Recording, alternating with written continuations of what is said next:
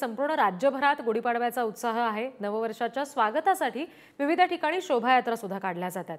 पारंपरिक वेशभूषा करून तरुणाई या शोभायात्रांमध्ये सहभागी झालेली आहे। रस्त्यांवर रांगोळ्यांचा सडा आहे, सगळीकडे ढोल ताशांचा गजर घुमतोय। नववर्षाची ही सुरुवात देवदर्शनानं करण्यासाठी सुद्धा मंदिरांमध्ये पहाटेपासून रांगा लागलेल्या आहेत। सध्या ही ठाणे, नागपूर आणि डोंबिवलीमधली दृश्य आपण बघतोय। शोभायात्रा निघालेल्या आहेत, राजकीय नेते याच्यामध्ये सहभागी झालेले आहेत। पालखी पूजन करून पालखी खांद्यावर घेऊन विविध ठिकाणी शोभायात्रांची सुरुवात झाली आहे। गुढीपाडव्याचा हा उत्साह, मराठी नववर्षाचं स्वागत करण्याचा उत्साह सगळीकडे दिसतोय।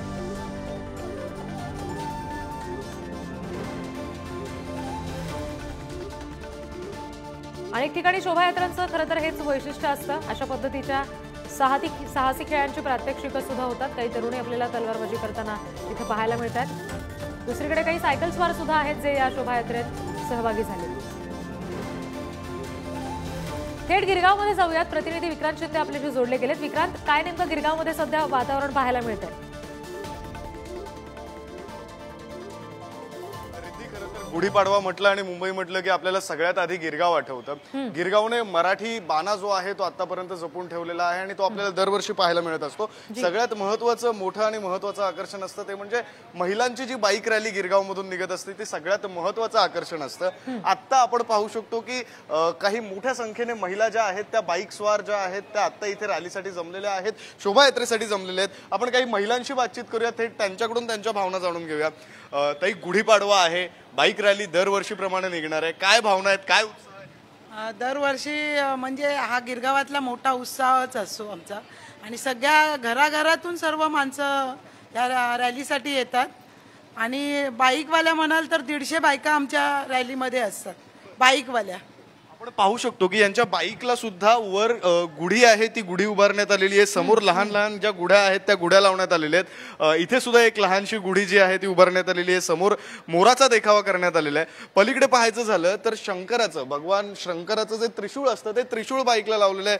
शंकराची पिंड घेऊन या ताई ज्या आहेत त्या बाईकवरून निघालेल्या आहेत। आपण त्यांना विचारूया, काय सांगाल? गुढीपाडवा आहे, मोठा उत्साह दिसतोय, सगळ्यांच्या चेहऱ्यावर आनंद दिसतोय, तुमच्या काय?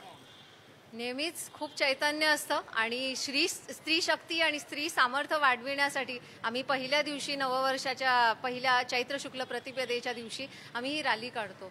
तर नेहमीसारखंच खूपच चैतन्य आणि एक खूप छान वातावरण आहे।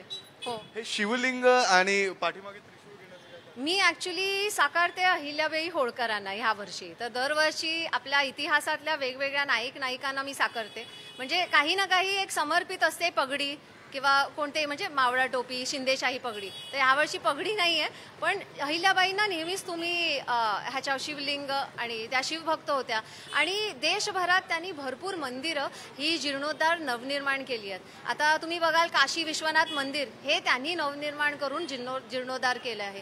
कारण आपल्या इतिहासामध्ये जर तुम्ही बघाल औरंगजेब, अल्लाउद्दीन खिलजी आणि गझनी ह्यांनी भरपूर नाश केलाय आपल्या पुरातन म्हणजे मंदिरांचा, शिवालयांचा।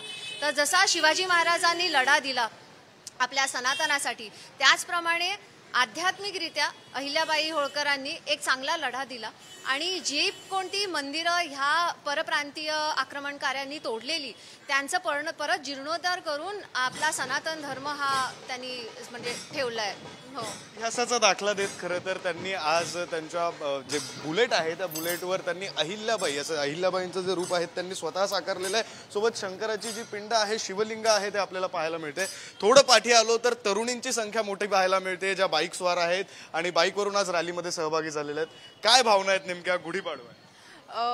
तसं हे दरवर्षीच होतं आणि हे खूप एक्साइटमेंट आहे। सगळे लेडीज, सगळ्या मुली, पाठीमागे सगळे स्पोर्ट्स बाईक आहेत, जेवढे बाईक लवर्स आहेत, बुलेट लवर्स आहेत, तेवढे सगळे एकदम सजून धजून एकदम छान आपल्या बुलेटला डेकोरेट करून स्वतः एकदम छान नथनी वगैरे एकदम प्रॉपर मराठी एकदम असतात ना तसे एकदम येतात आणि हे खूप एन्जॉयबल मुवमेंट असतो हा एक। खरं तर आपण ज्याविषयी बोललो की गिरगाव आणि गुढीपाडवा हे एक वेगळं नातं आहे, आपण त्याविषयी कोणाशी तरी बातचीत करूया। ताई, गिरगाव आणि गुढीपाडवा हे एक वेगळं नातं आहे, मुंबईकर दरवर्षी पाहत असतात, काय सांगाल त्याविषयी? बघा, मी तर फर्स्ट टाइम आलेली आहे। मला आज बुलेट चालवून 30 ते 32 वर्ष झाली।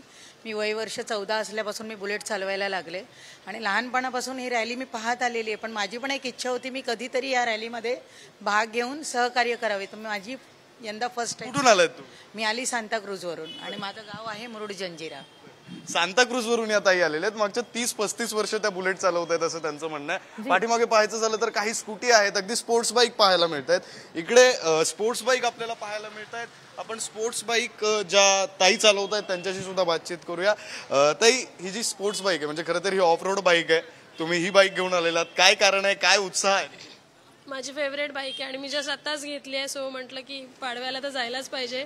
नवीन गाडी आहे तर उद्घाटन तर झालंच पाहिजे. यांच्या पाठीमागे खरं तर जी लहान मुलगी बसली आहे ती अतिशय सुंदर असा फेटा वगैरे नेसून आलेली आपण पाहू शकतो. खरं तर गिरगावामध्ये आपल्याला दरवर्षी हिंदू संस्कृती आणि मराठी संस्कृती ही जपली जाते याचं उदाहरण पाहायला मिळत असतं आणि तसंच काहीसं वातावरण आज सुद्धा आपल्याला गिरगावात पाहायला मिळतं. या ज्या महिला आहेत, तरुणी आहेत, त्या खरं तर दुचाकीवरून, बाईकवरून या रॅलीमध्ये सहभागी झालेल्या पाहायला मिळतात आणि दरवर्षीचं सगळ्यात महत्त्वाचं प्रमुख असलेलं हे आकर्षण म्हणजे महिलांची बाईक रॅली ही आपल्याला यावर्षी सुद्धा पाहायला मिळते.